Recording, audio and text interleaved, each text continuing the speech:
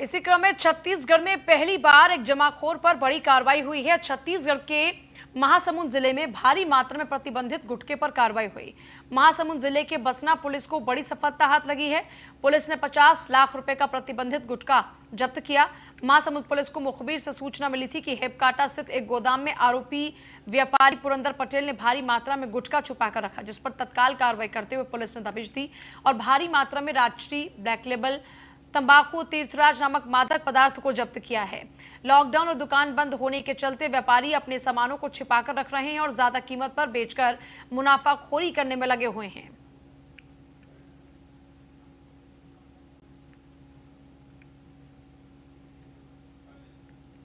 ये यहाँ से 8 किलोमीटर भवनपुर रोड में गांव है बरकेलाडी करके। बरकेलाडी में एक पुरंदर पटेल है। पुरंदर पटेल के कब्जे से तकरीबन 50 लाख का गुटखा पाउच और जर्दा बरामद हुआ है, जो कि स्टेट की सबसे बड़ी कार्रवाई है अब तक की। और इसमें आपको मैं एक चीज़ बता दूं कि 2 दिन पहले इसका एक कज़िन है जिसका नाम श्याम सुंदर पटेल है, उसके पास से भी तकरीबन हम लोगों ने 50,000 का आपत्तिजनक सामान पकड़ा था और उसी के पूछताछ के क्रम में हम लोग आगे बढ़े और इसमें निश्चित ही बसना पुलिस की टीम काफ़ी सक्रियता से इसमें काम की और इसमें आज हम लोगों ने इतनी बड़ी सफलता हासिल की। और इसमें फिलहाल आईपीसी की धारा 188, 269, 270 के तहत अपराध पंजीबद्ध कर विवेचना में लिया गया है और इसमें और भी कोई लोग संदिग्ध होंगे। छत्तीसगढ़ में नक्सलियों के शहरी नेटवर्क मामले में पुलिस को बड़ी कामयाबी हाथ लगी है और सबसे बड़ी गिरफ्तारी हुई है। पुलिस ने नक्सल प्रभावित क्षेत्र में ठेका लेने वाले लैंडमार्क इंजीनियर कंपनी के मालिक निशांत जैन को गिरफ्तार कर लिया। निशांत दिल्ली के गुड़गांव से कांकेर पहुंचकर महज 18 सालों में ही 600 करोड़ का मालिक बन गया। आरोपी निशांत जैन नक्सल प्रभावित क्षेत्र में कार्य कर अपने कर्मचारियों के माध्यम से नक्सलियों तक सामान पहुंचाया करता था। इसकी एवज में नक्सलियों से नक्सल प्रभावित क्षेत्र में कार्य करने में कोई घटना और अड़चन पैदा नहीं होने देते थे। आरोपी इन्हीं नक्सल प्रभावित क्षेत्रों में ज्यादा ठेका लेता रहा। वर्तमान में आरोपी मालिक का नक्सल प्रभावित क्षेत्र में लगभग 25 ठेके चल रहे हैं। इसके साथ ही नक्सलियों के शहरी नेटवर्क मामले में 12वीं गिरफ्तारी है ये। इससे पहले भी इस प्रकरण में पुलिस और अन्य लोगों को गिरफ्तार किया जा चुका है। ये वही लोग हैं जो नक्सलियों को मजबूत बनाने का कार्य करते आ रहे हैं। वही सारी चीज़ें दिखता है, कहाँ कहाँ पहुँचाया गया। जब तक नहीं पकड़ में आया था तब तक उस चीज़ को हम कहा जाए उसको हम पूरी तरीके से प्रूफ नहीं कर पाते। इसलिए जो पकड़ा गया है जहाँ पर उसी चीज़ को हम प्रूफ कर पाते हैं। लेकिन दूसरी जगह भी जो काम चलता है ये निश्चित रूप से कि नक्सलियों के पास जब तक लेवी या पैसे उसको पहुँचेगा नहीं तब तक उस क्षेत्र में उनके द्वारा काम करना मुश्किल होता है। कोरोना के चलते देश भर में लॉकडाउन है। इसी कारण से अधिकांश कार्यों को बंद किया गया। महीने भर घर पर लोग रहे और वापस अब काम पर लौट रहे हैं। धमतरी जिले के बुनकरों को आने वाले दिनों की चिंता सता रही है। उनके द्वारा तैयार खादी के कपड़ों का उठाव न होने से बुनकर परेशान है, चिंतित हैं। दरअसल विकास हाथ करघा बुनकर सहकारी संस्था मर्यादित कुरूद में लगभग 250 बुनकर संस्था के कर्मी अपने घरों में रहकर चादर, बेडशीट, शर्ट, कपड़ा इत्यादि निर्माण कर रहे हैं। निर्मित होने के बाद बुनकर सहकारी संस्था कुरूद में लाकर खादी कपड़े को जमा करते हैं। वहां से गवर्नमेंट सप्लाई होती है, लेकिन कपड़ों का उठाव नहीं हो पा रहा और अब खादी कर्मी परेशान हैं।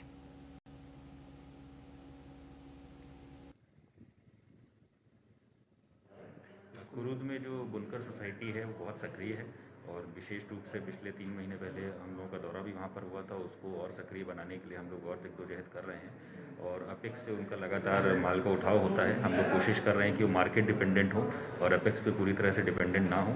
वर्तमान में उनकी तरफ से एक पॉइंट आया है कि अपेक्स से उतना उठाव नहीं हो रहा है जितना पहले होता था, तो उसको लेकर के भी हम लोग ऊपर चर्चा कर रहे हैं और जैसे भी आगे स्थिति बनेगी उसको आगे बढ़ाएंगे। कोरोना संकट में लॉकडाउन के दौरान बिहार के प्रवासियों का अपने घर वापसी का सिलसिला रुकने का नाम नहीं ले रहा। बिहार से बाहर फंसे मजदूर श्रमिक जैसे से अपने घर आने को बेचैन हैं। न सोशल डिस्टेंसिंग का ख्याल, न कोरोना संक्रमण का कोई डर। कुछ ऐसा ही नजारा पूर्णिया के लाइन बाजार का, जहां गाजियाबाद से 72 श्रमिकों को लेकर आ रहे दिल्ली के ट्रक को ट्रैफिक पुलिस और स्थानीय लोगों ने पकड़ लिया। ट्रक में लोग भेड़ बकरियों की तरह सवार होकर राज्यों के बॉर्डर को पार करते हुए पूर्णिया पहुंचे। मजदूरों के हाथ में ना ही जांच का कोई ठप्पा लगा था, ना ही कोरोना जांच या यात्रा पास से संबंधित कोई पेपर उनके पास थे। ये सभी मजदूर धमदाहा अनुमंडल के विभिन्न क्षेत्रों के रहने वाले बताए जा रहे हैं। मजदूरों ने बताया कि इन लोगों को जब घर आने के लिए ट्रेन की सुविधा नहीं मिली तो ट्रक पर ही सवार होकर पूर्णिया आ गए।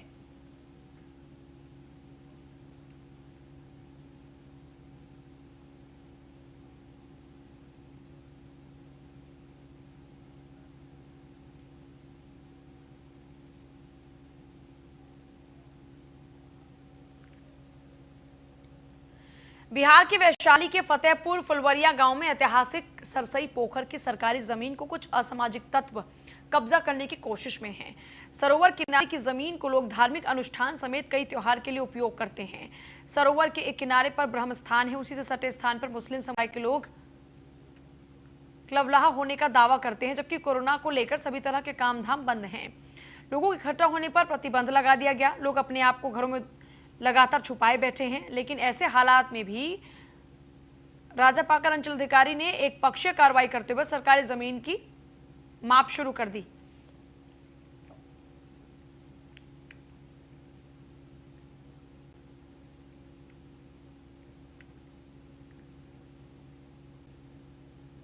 वैशाली जिला के अंतर्गत प्रखंड राजापाकर में पंचायत राज रामपुर रत्नाकर, जिसमें फतेहपुर फुलवरिया के नक्शा में वो पोखर है, सरसी सरोवर के नाम से जिसको लोग कहते हैं, जानते हैं। और इसका पूरा डॉक्यूमेंट हमारे श्याम बिहारी ठाकुर जी के नाम से फतियान दर्ज है, पुराना सर्वे 60 वाला सर्वे में जो है से उसके बाद से वो लोग थोड़ा कब्रिस्तान करके, मुस्लिम समुदाय के लोग कब्रिस्तान करके कुछ थोड़ा दखलियाए हुए है ज़मीन। और अभी फ़िलहाल वो कलबलाह के नाम पर जैसे 15 डिसमिल ज़मीन पर वो लोग दावा करते हैं, जहाँ की हम लोगों का पहले से जैसे ब्रह्म स्थान। पोखर के ज़मीन से विवाद चला, उन लोग कहे कि कब्रस्थान है। कब्रस्थान के बाद वो लोग जहाँ हिंदू समाज के लोग शादी विवाह में पूजा पाठ करते हैं, कार्तिक पर्व भी वहाँ मनाया जाता है, वो जगह पर कुछ मुस्लिम समाज के लोगों का कहना है कि ये मेरा स्थान है, जबकि उनका कहीं से लिखित रूप में है ही नहीं। जो भी कागज़ दिखा रहे हैं आप, वो अवैध कागज़ है। और कागज जब हम लोग ग्रामीण लोग मांग रहे हैं, इसका कारण यह है कि यह पोखर जो है सो वैशाली जिला के राजापाकर प्रखंड के रामपुर रत्नाकर पंचायत के फतेहपुर गांव में अवस्थित है। यह पोखर का रकबा 52 एकड़ का है। सराय थाना से भी यह ताल्लुक़ रखता है। और इस पोखर पर एक छोटा सा कब्रगाह है, जो कब्रगाह में शुरू से मुंडन लोग वहाँ अपना लाश अथी करते हैं, लेकिन वह कागजी उन लोग का नहीं है। उसके बदले हमारे पूर्वज लोग उनको बैनाथपुर में कब्रगाह का ज़मीन दिए हुए हैं। यहाँ वो लोग नाजायज़ ढंग से उस ज़मीन पर अपना अधिकार जमा रहे हैं। और बीच में अंचलाधिकारी महोदय द्वारा नापी कराया गया, और अंचलाधिकारी द्वारा जो नापी कराया गया वो अभी उसमें किसी भी। बिहार के शिवहर में डीएम और एसपी इन दिनों एक्शन में नजर आ रहे हैं। पिपराड़ी प्रखंड क्षेत्र के अंबाकला स्थित कलावती जियालाल विद्यालय में स्थित क्वारंटीन सेंटर पर डीएम अवनीश कुमार सिंह प्रभारी, एसपी संजय कुमार सिंह ने औचक निरीक्षण किया। इस दौरान प्रवासी मजदूरों के लिए बनाए जा रहे भोजन का निरीक्षण किया। डीएम एसपी ने क्वारंटीन सेंटर पर रह रहे प्रवासी लोगों को दिए जा रहे भोजन की गुणवत्ता के बारे में जानकारी ली। वहां रह रहे लोगों ने बेहतर खाने की गुणवत्ता से डीएम को अवगत कराया। साथ ही कहा कि सरकार द्वारा दी जा रही सभी सुविधाओं का लाभ मिलेगा। लोगों की समस्याओं से भी डीएम अवगत हुए।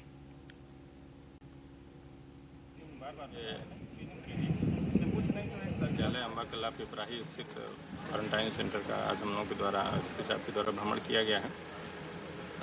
व्यवस्था हम लोगों ने संतोषजनक पाई है, और जो भी इनमेट्स हैं रह रहे हैं उनसे हमने बात किया। भोजन की गुणवत्ता, समय पर भोजन मिलने से लोग पूर्णतः संतुष्ट हैं।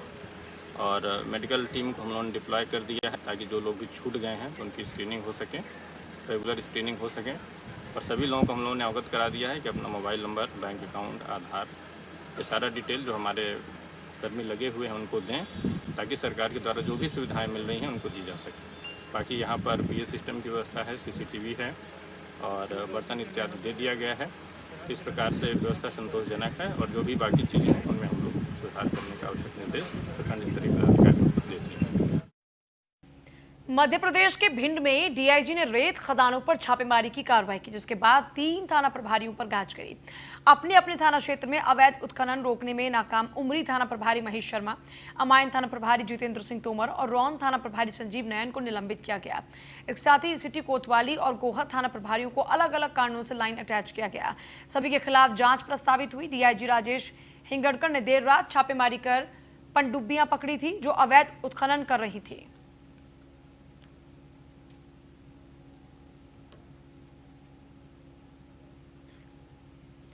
आनंद सिंह कुशवाहा है मेरे सहयोगी मेरे साथ। आनंद, कल ये कार्रवाई हुई थी और अधिकारियों की एक बड़ी कार्रवाई थी, अभी तक क्या कुछ अपडेट है? लेकिन जी बिल्कुल, आपको बताना है, चंबल में नवादा डीआईजी राजेश सिंगरकर आए हुए थे। उन्होंने सभी थाना प्रभारियों को पहले ही अलर्ट कर दिया था कि हमारे जो भी थाना प्रभारी है जो रेत उत्खनन में अगर एक भी पाए गए तो बख्शा नहीं जाएगा। उन्होंने अचानक रात को 12 बजे भिंड दौरे पर आए और उन्होंने रात को अचानक जो थाना प्रभारियों के क्षेत्र में जो पनडुब्बियां चलती थी वहां पर गए तो देखा वहाँ रेत का कारोबार धड़ल्ले से चल रहा था। इसी को लेकर उन्होंने सभी थाना प्रभारियों पर कार्रवाई की एवं तत्काल उन्हें निलंबित कर दिया। अभी आगे क्या कुछ कार्रवाई चल रही है? जी आगे की कार्रवाई जारी है और थाना डीआईजी राजेश सिंगरकर ने बताया कि ऐसे किसी भी थाना प्रभारी को बख्शा नहीं जाएगा जो कि रेत में संलिप्त पाया जाएगा। चलिए, बहुत शुक्रिया आपका।